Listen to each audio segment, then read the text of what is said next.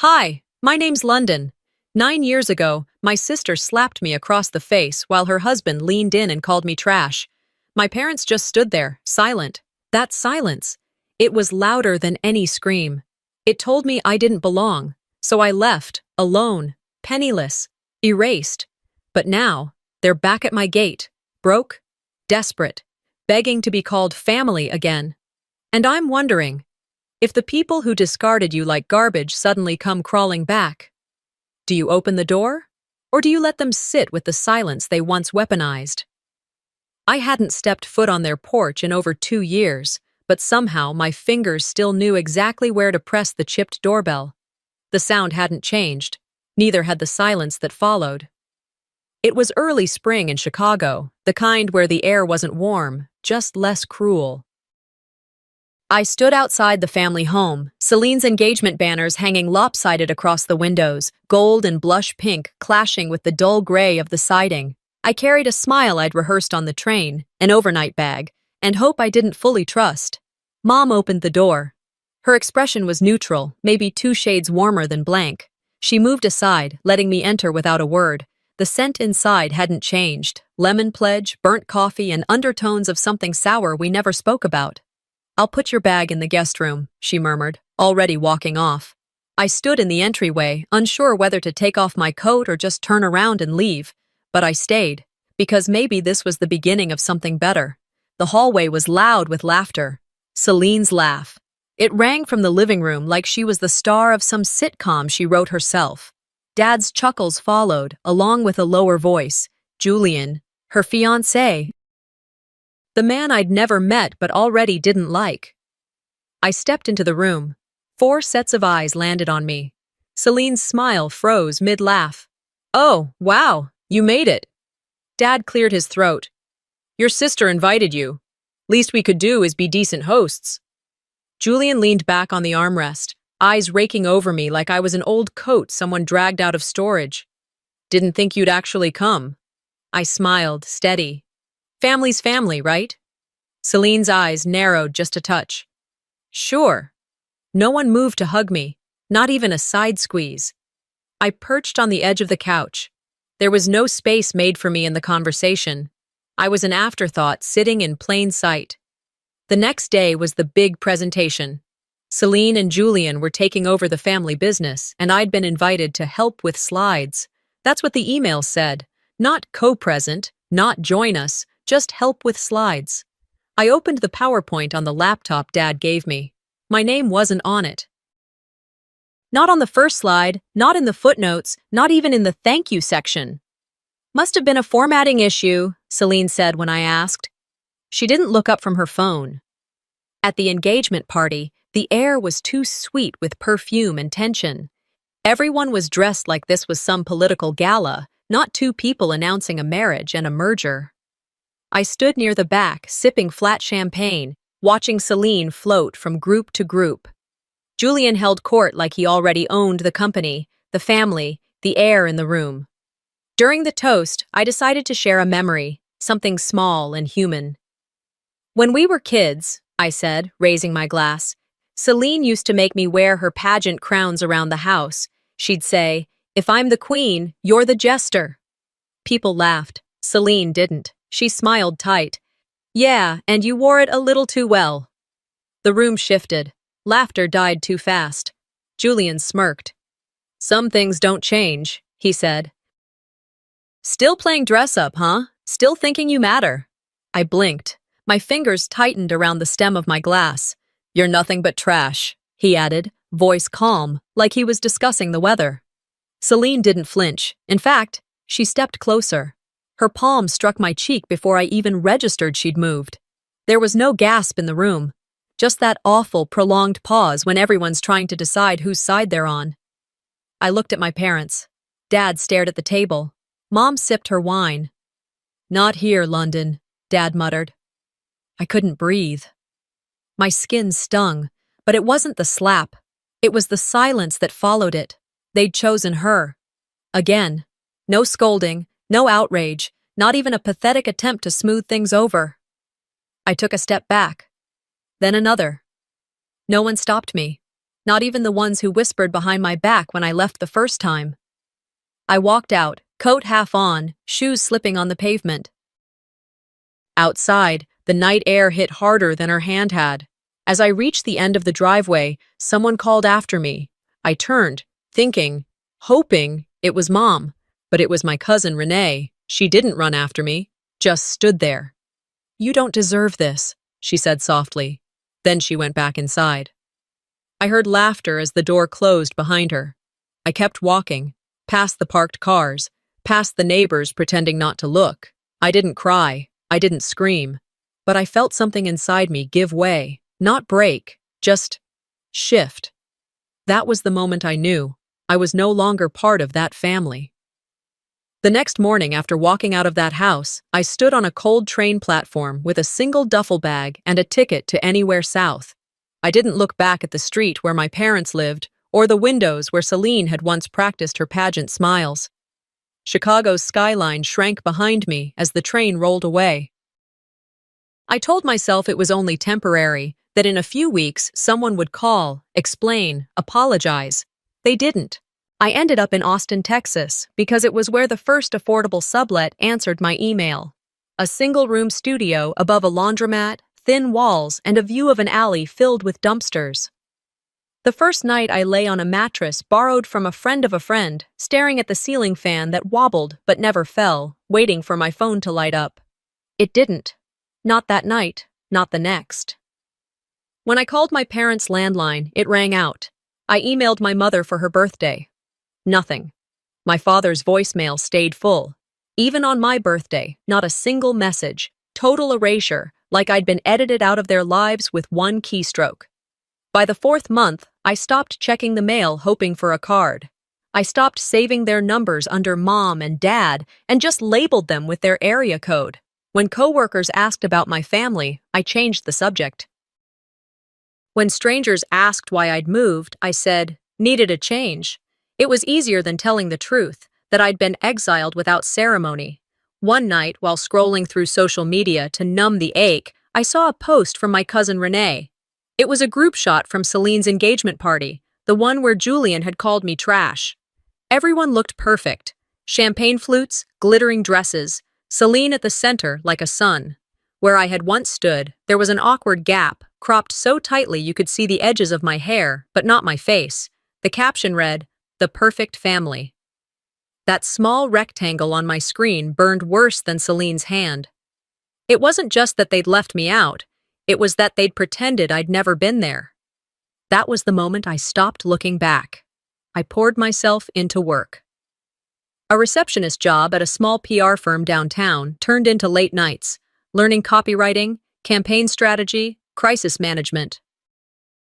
I took night classes at the community college, first marketing, then business law.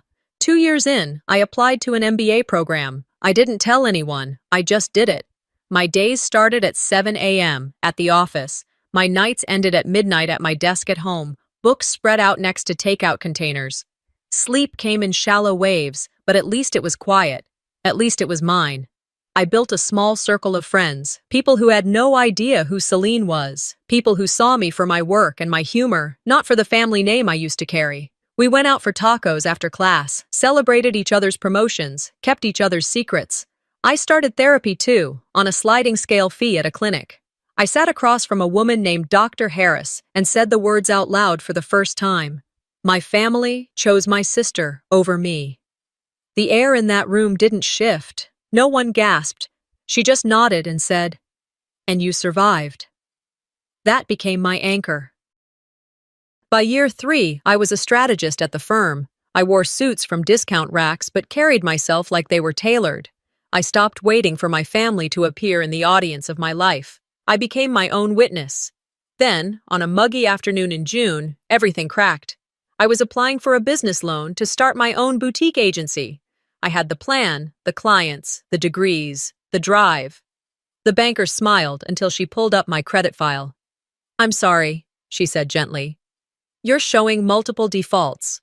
"What?" My stomach sank. "That's impossible." She turned the screen toward me. My name, my social security number, but credit cards I'd never opened, a car loan I'd never signed for. all traced back to an address in Illinois. My parents' address. I walked out of the bank in a daze, sat in my car until the sun dipped below the skyline.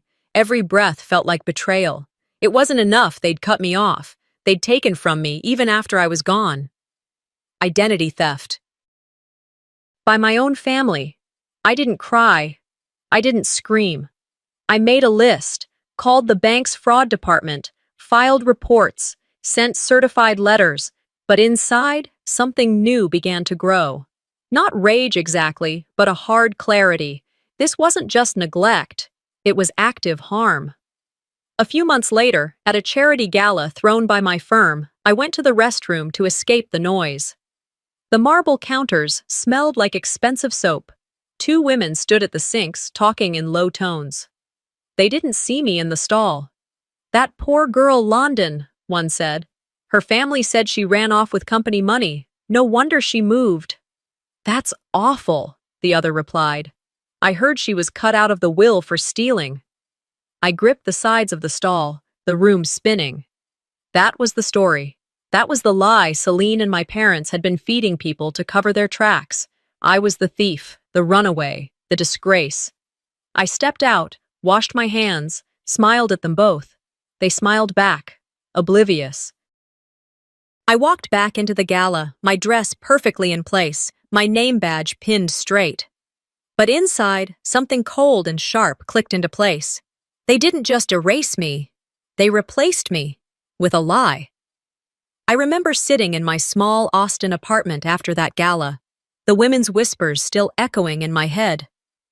For a long time, I stared at the window, the city's neon glow washing over the walls, until the shame that had once silenced me turned into something sharper. They had built a story about me, brick by brick, and left me locked out of my own life. That night, I opened my laptop, not to scroll, not to send another unanswered email, but to build a plan. I dug out my MBA thesis, a document I'd written half out of survival and half out of hunger for something bigger. It was about rebuilding reputations in crisis, a field I'd come to know from the inside. I stripped away the academic language, turned it into a blueprint for a firm, a boutique agency that would specialize in what I wished someone had done for me: repair reputations, protect the powerless from lies, and maybe, just maybe, learn how to wield that kind of power myself. I named it Phoenix Co. The name wasn't an accident. It was symbolic, burned down to nothing, only to rise again. I registered the LLC that same week. My first office was a corner of a co-working space that smelled like burnt coffee and new carpet. But it was mine, every inch of it. Within 3 months, I landed my first real client, a mayoral candidate in Austin with a scandal looming over him. He was desperate. I was relentless. I built a strategy overnight, crafted messaging, coached him through interviews, and watched as the narrative turned. He won his election by a slim margin. No one asked about me. No one knew my name. But I saw the shift. I had influence now. Quiet, but real. Word spread. First in whispers, then in emails, then in calls. The girl who disappeared was now the woman behind the scenes of major public wins. Phoenix Company became shorthand for survival. I hired 2 employees, then 5. The office moved from a co-working space to a brick building near the Capitol. Reporters started writing about my clients and, inevitably, about me. Not scandal, not pity, respect. One morning, a local paper ran a profile. From outsider to architect, the woman behind the curtain. My face stared back at me from the newsstand. Not cropped out, not erased. My name spelled right. For a moment, I felt the old ache. I wondered if Celine had seen it, if my parents had. And then my phone buzzed. The email's subject line read, "You don't know me, but you should." It was from Marisol, a name I hadn't heard since high school. Back then, she'd been the only other girl who sat out of pep rallies to study. Now, she was an attorney in Illinois. "I've been following your work," she wrote. "Also, I stumbled upon something you might want to see." We set up a call. Her voice came through the line, older but steady. "Your family's property transfers. They don't add up. especially your grandfather's lake house. There's a co-signer listed. You. I laughed, but it came out hollow. I never signed anything. I figured, she said. I'm sending documents. Minutes later, my inbox filled with scanned deeds, tax records, transfers with my forged signature. My hands shook as I scrolled. Not just credit cards, not just a car loan, an entire property, a piece of inheritance I didn't even know I had. I thought you should know, Marisol added softly. Because it looks like someone's been building a paper trail to make it seem like you agreed. I thanked her, hung up, and sat very still. Outside my window, the Texas sun blazed like it had something to prove. I opened the documents again. My signature looped neatly in ink I hadn't held. 2 days later, Marisol sent another email. This one had a single attachment. A scanned letter. Found this in probate records, she wrote. It was sealed with your mother's things. I clicked it open. It was my mother's handwriting. Slanted, careful, the same loops she used on grocery lists. London, it began. If you're reading this, I hope you made it out. I knew the truth and stayed silent. That was my biggest sin. I read it twice, 3 times. The words blurred but stayed. She knew. She had watched it happen. And she'd said nothing. For years, I had told myself they didn't know. That if they did, they'd have stopped Celine. That if my mother understood, she would have defended me. The letter burned through that last illusion. She had known, and she had stayed silent. I closed my laptop and sat back. The office around me was quiet, only the faint hum of the air conditioner filling the space. My staff had gone home. Outside, dusk was settling over the city, the streets glowing orange. I thought of my mother's hands folding laundry, stirring soup, signing papers. I thought of her turning away that night at the engagement party. And I thought of the line in her letter. My biggest sin. If silence was her mother's sin, London would make sure her own voice was weaponized. I opened my laptop first thing that morning, the glow of the screen like a promise. The Austin air outside was already warming, sun climbing in the sky, birds squawking in nearby oaks. Inside my small office, silence was mine alone. With one click, I created a new encrypted folder and named it Redemption File. The name sounded heavy, but I needed it that way. I started gathering every piece of evidence I'd collected over the years. A PDF of credit card statements showing accounts I never opened, tax returns with lines crossed out and replaced, transfers from family funds routed through shell companies, gaslighting notes from Celine, stop making trouble, you forgot your place, just be quiet, all typed in my mother's handwriting. I saved backups, mirrored the file on USBs locked away in safe boxes. The former ME, the scared girl, would have trembled doing this, but now I felt the weight of it, sharpened by purpose. Later that afternoon, Marisol and I met in a coffee shop on the outskirts of downtown Austin. We sat outside under striped umbrellas while the breeze pushed the heat against my neck. She slid a folder across the table. "This is juicy," she said, voice low. "Julian used your co-signed property to secure a loan in his name for his failing startup. The bank records still list your signature." My grip tightened around the mug I hadn't even realized I'd lifted. I had to steady my breathing. She explained. The loan had defaulted, and now the bank was knocking on my door for repayment, pointing to that property address. They'd been grooming my name as collateral, all behind my back. "You have my permission to use all of this," she said. "It's your file now." I nodded, chewing back emotion so I could think. We stepped away from the table, into the shade of a tree-lined walk. Marisol paused. "They're following you," she said, pointing to a sedan parked across the street. I looked, recognition tingling. It was one of Celine's drivers, someone I'd asked to deliver a campaign deck months ago. They'd been watching, always watching.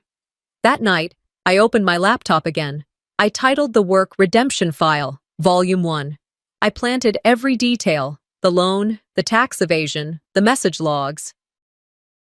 I included footnotes, references, cross-checks. It read like a dossier.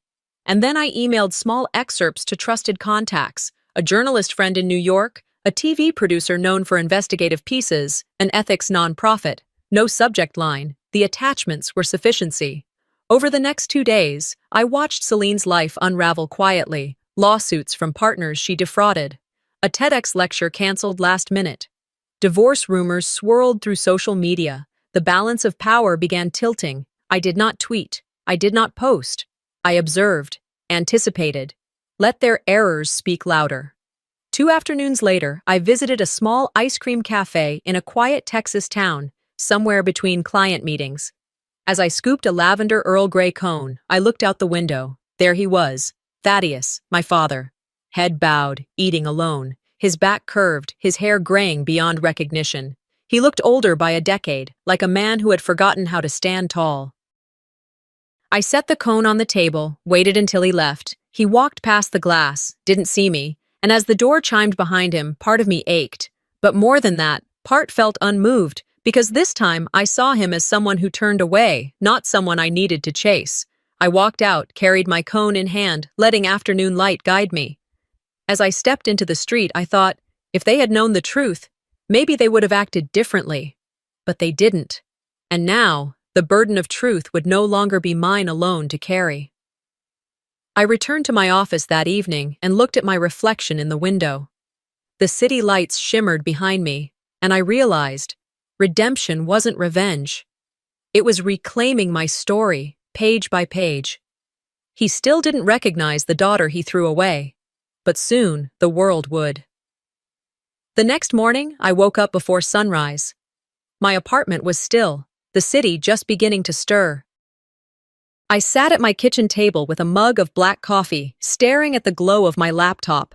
For a long time, my hands hovered over the keyboard. Then I began. Piece by piece, I stripped the redemption file down to its bones, tax records, forged signatures, screenshots of emails, contracts with my name on them that I'd never seen. I clipped out only what mattered most for investigators, arranging each packet like I'd learned in my MBA evidence management course. IRS first, then the state licensing board, then 2 journalists I trusted. No sender name, no return address, just attachments and a single line in the subject. Public interest. By mid-morning, I walked the envelope copies down to a mailbox 2 blocks away. The Texas sun was already high, warming the pavement. I could hear a school bus down the street, kids laughing, a normal world rolling on. I slid the envelopes in, one by one, like pulling a trigger quietly. This wasn't revenge, it was accountability. 3 days later, I was in my office when Marisol called. "Something's moving," she said, voice tight. "My contact at the licensing board says there's an inquiry into Celine's nonprofits. IRS opened a case on Julian's filings, too." I swiveled in my chair, facing the window. Austin's skyline glittered in midday light. "Good," I said. "Let it breathe." That evening, news started to trickle out. An online forum posted, "Isn't this the same Julian who took out fake loans?" Anonymous accounts shared screenshots of Celine's shell charities. It was like watching dominoes tip in slow motion. Then came the night of the fundraiser. I wasn't there, but my phone lit up with live streams. Celine stood on a stage in a fitted navy dress, the crowd polished and glittering. She was about to speak when a young activist strode up, microphone in hand. "How much of this event is paid for with stolen funds?" he demanded, waving leaked documents. For a heartbeat, Celine froze. Cameras flashed. She reached for the papers, then stopped. Her eyes darted to Julian. He stood up, buttoned his jacket, and walked off the stage without a word. The room buzzed like a hive. Celine's face, caught on 1,000 phones, was no longer composed. I sat on my couch, watching it unfold on my screen. No champagne this time, just quiet satisfaction. The next day, my voicemail pinged. 2 messages. The first was my mother, her voice breaking. "London, we didn't know how bad it was. We thought you were overreacting. Please, talk to me." The second was my father, tone low and pleading. "Come home, help us fix this before it's too late." I held the phone, thumb over delete. For a second, I almost saved them. But then I remembered every birthday ignored, every bill in my name, every time they looked away. I pressed delete. Both messages vanished. Instead of calling back, I opened my laptop. My fingers didn't shake this time. I typed a public post. "To the family who erased me, Your silence cost you everything. I won't be your fixer now. I hit publish and closed the lid. Within minutes, the post began to spread. Comments rolled in, strangers saying, "Stay strong. Proud of you. They don't deserve you." Reporters DM'd for interviews. People tagged friends, writing, "This happened to me too." By sunset, the story had made it to a national news site. Estranged daughter exposes family fraud. My name wasn't hidden anymore. It was trending. That night, I walked along Lady Bird Lake, phone buzzing in my pocket. The skyline shimmered on the water, the air cool against my face. I thought about my father at the cafe, Celine on stage, my mother's message. For years, they wouldn't even say my name. Now the world was saying it for them. I stopped at the rail, looking at the dark water, feeling the current beneath. This was not the ending. This was the turn. They finally said my name, but now it was too late to matter. When the news story about my family's fraud hit national outlets, my phone didn't stop buzzing. People I hadn't heard from in a decade texted me as if we'd been friends yesterday. And by the third day, I muted every notification. The city outside my window moved at its usual Austin rhythm, coffee trucks, joggers, early morning sirens, but inside my house, a strange calm had settled. Then, before dawn one Friday, the doorbell notification chimed on my phone. I tapped the security app and froze. On the screen stood 4 figures behind the wrought iron gate, Celine in a wrinkled blazer, Julian clutching a duffel bag, and my parents. My father's shoulders slumped, my mother in a faded sweater. They looked smaller than I remembered, as if the air had leaked out of them. Celine stepped forward, her voice loud enough for the intercom. "We're moving in. Open the gate." I didn't move right away. I stood barefoot in the kitchen, coffee mug still warm in my hand, watching them through the camera feed. The contrast was almost cinematic. My calm kitchen, their desperation under the streetlight. Finally, I pressed the intercom button. "This house was built without you," I said, my tone level. "You are not welcome." Celine's eyes narrowed. "Don't play games with me, London. We're family." Julian muttered something under his breath and kicked the bottom of the gate. My father raised a hand as if to quiet him, but no words came. My mother clasped her hands, eyes flicking toward the camera like a woman seeking a priest. I let the silence hang a moment, then said, "Leave now, or I'll call the police." My voice surprised even me, steady, unshaken. Celine banged the metal with her palm. "After everything we've been through, you're going to let us rot?" I sipped my coffee and watched, no tremor in my hands. "That's exactly what you let me do," I replied, and cut the feed. The next morning, I found them waiting again outside the gate. This time, they hadn't brought bags, only paper. Celine held a manila folder high, like a white flag. I stepped out, closing the front door behind me, the sun warming my shoulders. And the neighborhood was waking up, sprinklers hissing, a dog barking down the street. I approached slowly, keeping the gate between us. "What is it?" "We'll sign whatever you want," Celine said quickly, her voice rasping from exhaustion. "Just let us in. Give us a room. A chance." I pulled a set of documents from my own folder and held them where they could see. "This is what you sign if you want my help. Transfer of all power of attorney, remaining assets, and legal rights. In plain English, everything you used to control becomes mine. You'll live under my roof by my rules. No secrets, no more lies." My father inhaled sharply.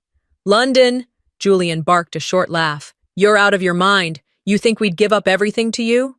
"You already did," I said softly. Celine reached for the pen clipped to the folder. Julian grabbed her wrist. "Don't be stupid," he hissed. "We still have options." "No," she said, eyes fixed on me, but she didn't sign.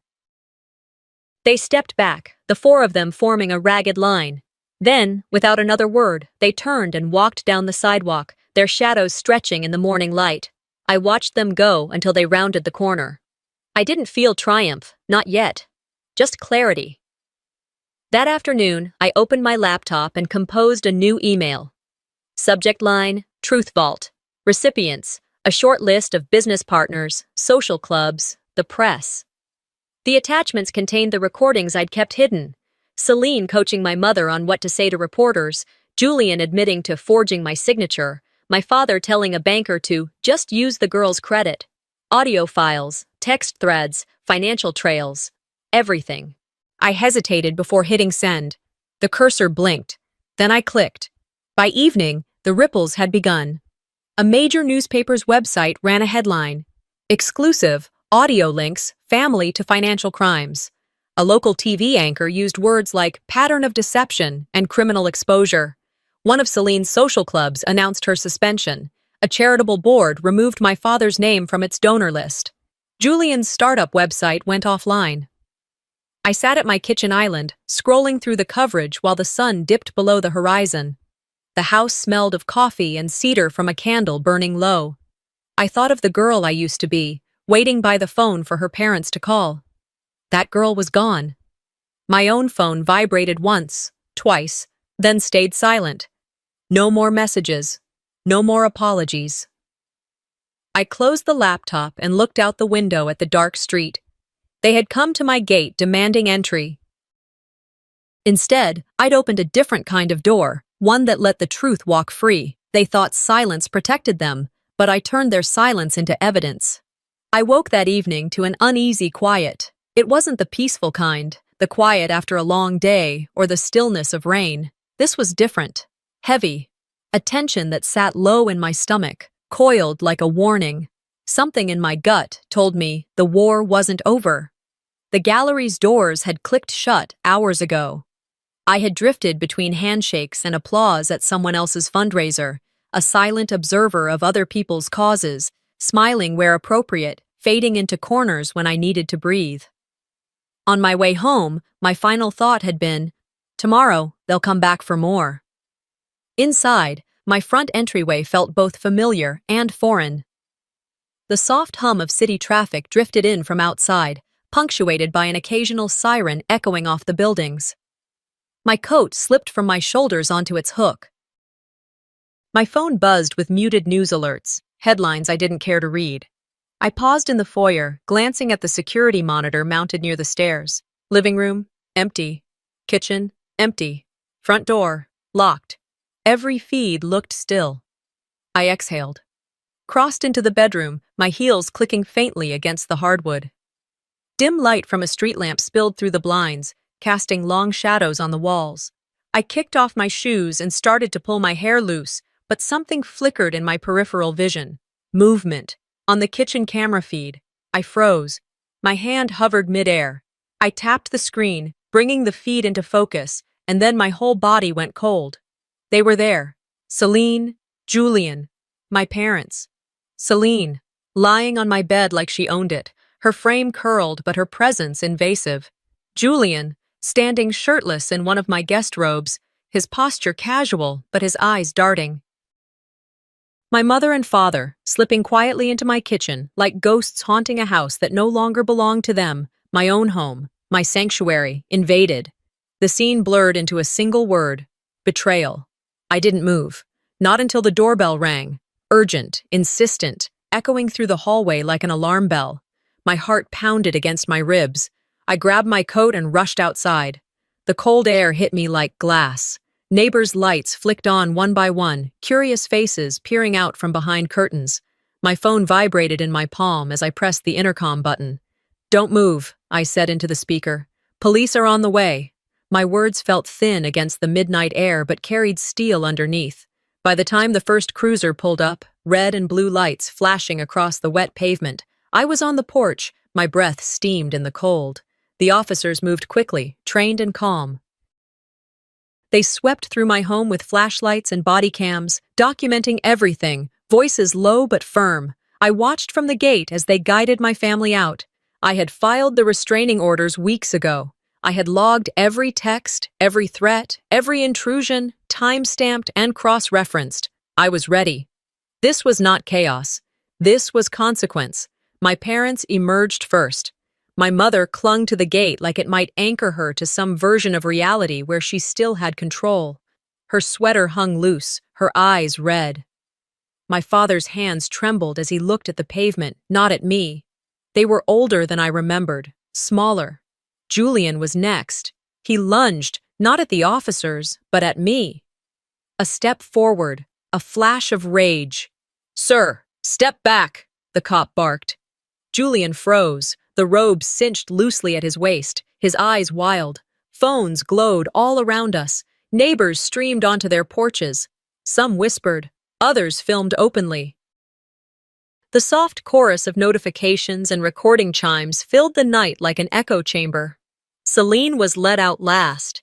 She looked pale under the street lamps, her eyes shadowed. She met my gaze and spat, her voice sharp. "You think you've won?" The crowd hushed. The air stilled. A camera flash went off. Another, someone live tweeted. Someone else went live on Instagram. The spectacle I had once dreaded, the public shame, the confrontation, was unfolding right at my feet, and for the first time, I wasn't the one shrinking. I stepped forward to the gate. My voice didn't shake. "This is trespassing," I said. "This is illegal." Julian muttered something under his breath. My mother wept openly. My father looked away. Celine's shoulders trembled as another flashbulb burst. Cameras captured everything like fireworks in the dark. When they were loaded into the squad car, I stood in the bright glare of the lawn's floodlight. Celine muttered something, unintelligible through the glass. Julian turned his head, jaw clenched. My parents reached out for me even as the door closed between us. The car drove off. I looked up at the night sky. My pulse thundered in my ears, but I stayed still. Within hours, the news cycle exploded. Twitter threads, TikToks, push notifications. A headline banner flashing across my muted phone. "Woman stands her ground as family breaks into her home. Turns out they were the intruders." Comments flooded my feed. "Hang in there. You deserve peace. Never turn your back on a liar." Celine's fall was swift, like a house of cards collapsing in one exhale. By the following morning, her agent had dropped her. Contracts she had nurtured for years evaporated overnight. Speaking engagements canceled, bank accounts frozen. Sponsors distanced themselves, citing concerns. Rumors of homelessness and bankruptcy swirled. Julian gave interviews trying to cast himself as a victim of circumstance. No one believed him. I didn't celebrate. I didn't gloat. I didn't screenshot the comments for later. I only stepped back into my house when it was quiet again, closing the front door behind me. The silence tasted clean. The lights were warm, casting a glow over the space I had fought to make safe. I poured water into a glass, sipped slowly, and stared out the window at the empty street. They hadn't just lost access to my home. They had lost something far more dangerous, the illusion of power. I stood at the gate just after dawn. The sky was a pale bruise, the horizon barely blushing with morning light. The air pressed against my skin, heavy with humidity, thick with something unspoken. The scent of wet earth still lingered, last night's rain clinging to the blades of grass and curling vines that edged my walkway. My bare feet sunk slightly into the soft ground, grounding me in the stillness. The neighborhood was silent, no cars, no voices, just birds beginning to stir, and the occasional creak of trees shifting in the warm breeze. It was early, quiet, and strangely intimate, as if the entire world had paused to hold its breath. I hadn't slept much. The fallout from yesterday, the tension, the headlines, the phone calls, had looped endlessly in my mind. Even in rest, I could feel the echo of it, like a pulse just beneath the surface of everything. I reached out and pressed the intercom button at the gate. Part of me did it without knowing why. I didn't expect a response. Maybe I was testing it, maybe just hoping to close a chapter with silence. But then, I heard a voice, her voice, my mother, soft, frayed, broken in a way I hadn't heard in years. A voice that once told bedtime stories, a voice that once shouted sharp disappointments, a voice that had been absent far too long. I glanced at the screen mounted beside the gate controls. The camera flickered on, revealing 4 figures huddled in the early dawn light. My mother leaned against the gatepost like it was the only thing keeping her upright. Her shoulders trembled. She wore a sweater too light for the weather, her hair pinned back sloppily, strands loose and wet from dew. My father stood beside her, aged, slack-eyed, his once commanding presence dimmed. His hands were clasped awkwardly in front of him, as if prayer might help this time. Behind them stood Celine, shoulders hunched, face pale. Her frame seemed smaller beneath the gray light, shriveled by something no amount of control or charisma could repair. And crouched near the sidewalk, almost apart from them, was Julian. His elbows rested on his knees, hands buried in his pockets. No swagger, no arrogance, just quiet ruin. The intercom crackled. My mother's voice broke the silence. "London, please," she said. "We were wrong." 3 words, honest, or at least desperate. My breath caught. My heart paused, not in confusion, but in recognition. I stepped closer to the intercom, my fingertips brushing the metal grill. This moment. I had imagined it. Played it out in my head during my loneliest years, but I never imagined I'd meet it with this kind of steadiness. I pressed the speaker button, my voice firm, clear. "This is not a negotiation. Don't knock, don't expect mercy." Another voice followed, my father's, scratchier now, slower. "Don't let us end like this, love. We broke you, but we're out of options." His words hit hard, not because they hurt, but because they admitted what I already knew. I hadn't imagined the fracture. They had just chosen to ignore it until it hurt them.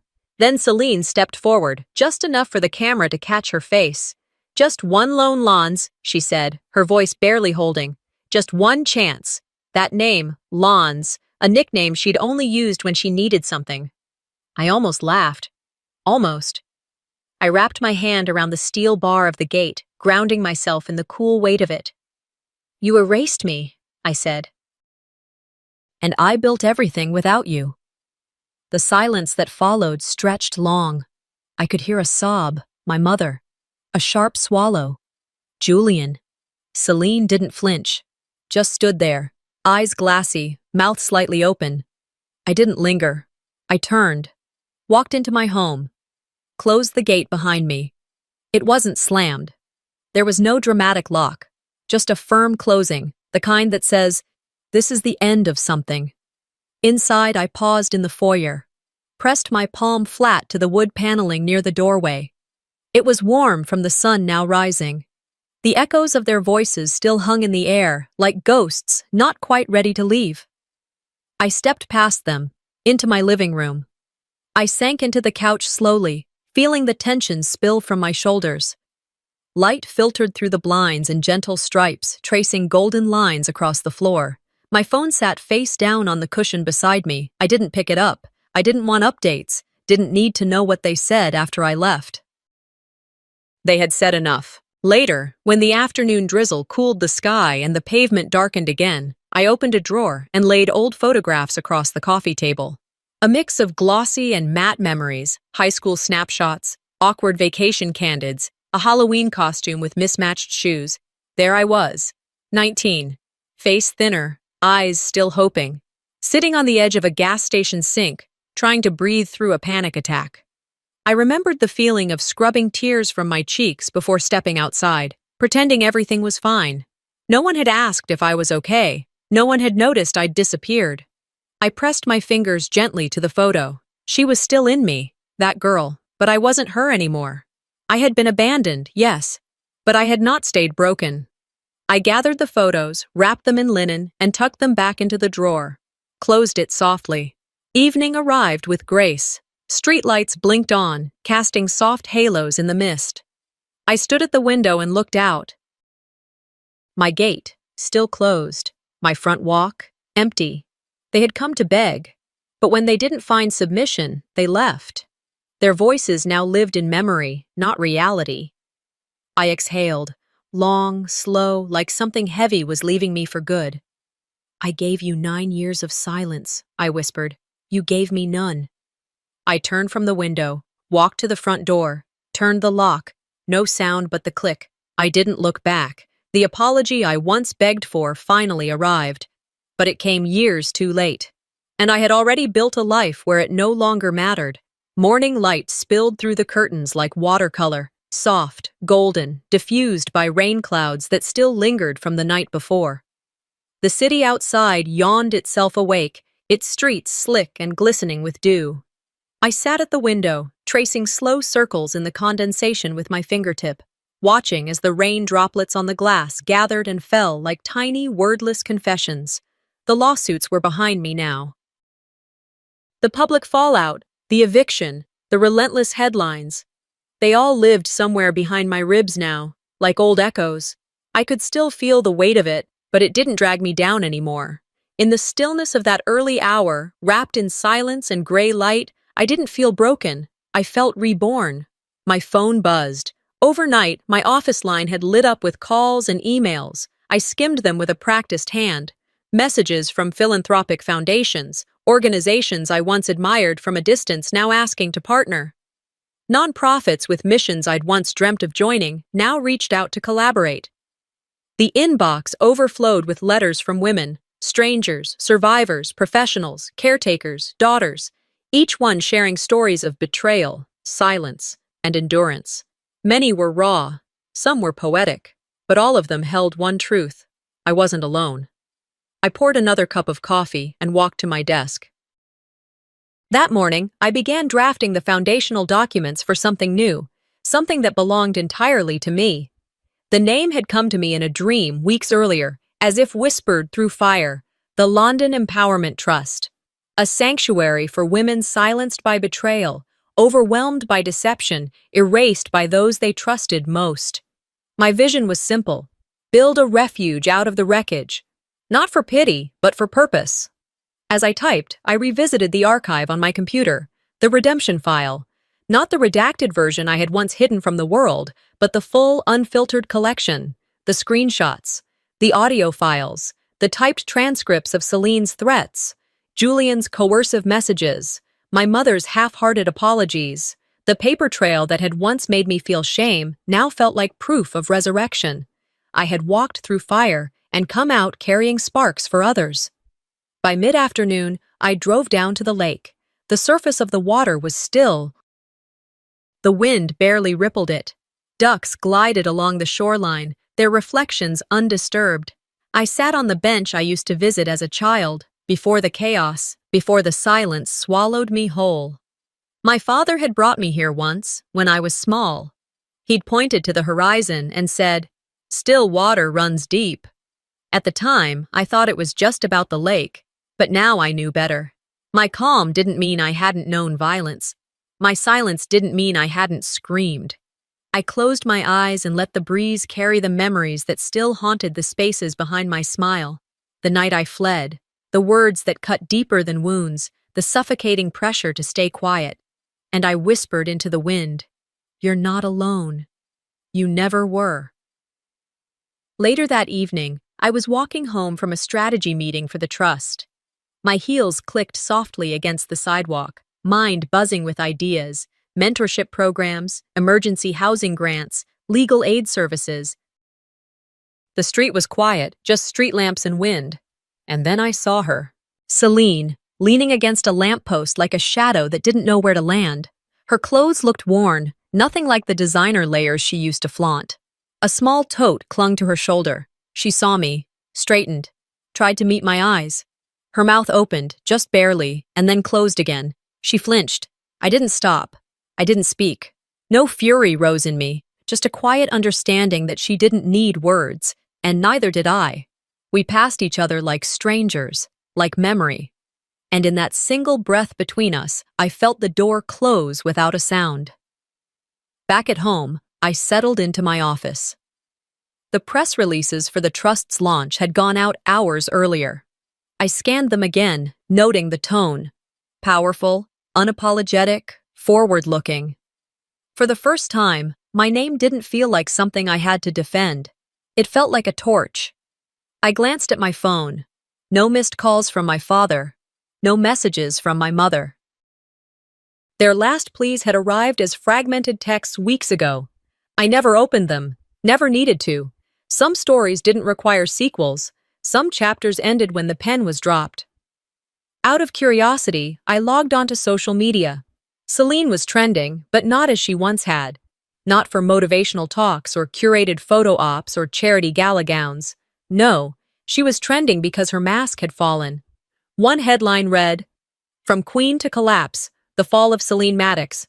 Another read, She Built It on Lies. Now It's All Gone. Videos showed her being escorted out of my home. Frozen images of Julian's resignation letter circled on Twitter. Sponsors had pulled out. Non-profits had severed ties. Her carefully constructed empire had crumbled under the weight of its own deceit. I closed the app. I didn't need to watch her unravel. I didn't need her pain to validate my own healing. I had long since outgrown that need. Instead, I walked into the living room, turned off the lights, and sat in silence. Intentional, peaceful silence. Not the silence of submission. The silence of peace reclaimed. I opened my journal. The pages had seen everything, my doubts, my heartbreak, my rage. And now they would see this. I wrote, They erased me. I rebuilt myself. They begged. I listened. I walked away. I will be better than their apologies. I closed the book and leaned back, the air cool on my face. The scars I carried, visible and invisible, no longer felt like chains. They felt like maps, proof I had survived every place I was never meant to stay. And from those scars, I lit a path. Not just for myself, but for every woman still navigating the dark.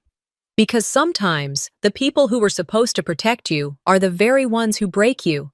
And healing, real healing, doesn't wait on their apology. It begins the moment you decide your peace is worth protecting. If you've ever had to walk away from the people who raised you just to finally breathe, know this, you're not alone. And if this story spoke to something deep in you, something tired of silence and longing for power, subscribe. There's more, real stories, hard truths, and the unbreakable women who live them.